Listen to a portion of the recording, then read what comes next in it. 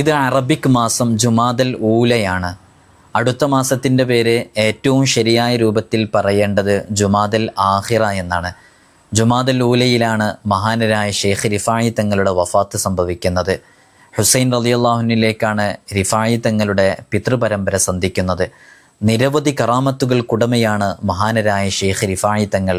അതിലേറ്റവും പ്രസിദ്ധമായതാണ് റിഫായി തങ്ങൾ മുത്തുനബി സല്ലല്ലാഹു അലൈഹി വസല്ലം തങ്ങളുടെ കൈ ചുംബിച്ച സംഭവം. ഹബീബായ സല്ലല്ലാഹു അലൈഹി വസല്ലം തങ്ങളെ സിയാറത്ത് ചെയ്യാൻ ഹുജറത്തു ഷരീഫയിലേക്ക് വന്ന് മുത്തുനബി സല്ലല്ലാഹു അലൈഹി വസല്ലം തങ്ങളിലേക്ക് അഭിമുഖമായി നിന്ന് ഫീ ഹാലത്തിൽ ബുഅദി റൂഹി കുന്തു ഉർസിലുഹാ തുഖബ്ബിലുൽ അർള അന്നി വഹിയ നാഇബതി എന്ന് തുടങ്ങുന്ന മനോഹരമായ ഇഷ്കിൻ്റെ കാവ്യം ഹബീബായ തങ്ങളുടെ ഹളുറത്തിൽ വെച്ച് ആലപിക്കുകയും അതിൻ്റെ മീനിങ് അകലെ നിന്ന് വിദൂരതയിൽ ഹബീബായ തങ്ങളെ അങ്ങയിലേക്ക് ഞാൻ എൻ്റെ ആത്മാവിനെ പറഞ്ഞയക്കാറുണ്ട്, ആ ആത്മാവിത ആ ശരീരവുമായിട്ട് ഇവിടെ ഹാളിറായിരിക്കുകയാണ്.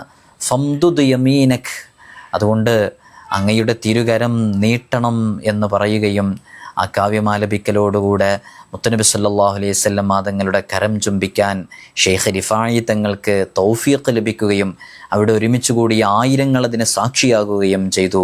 ഇതൊരു വലിയ കറാമത്തായിരുന്നു. നിരവധി പണ്ഡിതന്മാർ ഇത് റിപ്പോർട്ട് ചെയ്തിട്ടുണ്ട്.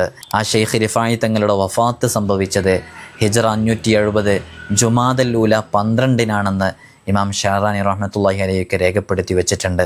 അല്ലാഹു സുബ്ഹാനഹു വ തആല ഹബീബായ സല്ലല്ലാഹു അലൈഹി വസല്ലം തങ്ങളുടെ ജിവാറിൽ സ്വാലിഹീങ്ങളോടൊപ്പം സാധുക്കളായി നമ്മയും നമ്മോട് ബന്ധപ്പെട്ട ദുആ കൊണ്ട് കടപ്പെട്ടവരെയൊക്കെ ഒരുമിച്ച് കൂട്ടി അനുഗ്രഹിക്കുമാറാകട്ടെ. നമുക്കോതാ മഹാന്മാരുടെ പേരിൽ ഒരു ഫാത്തിഹ.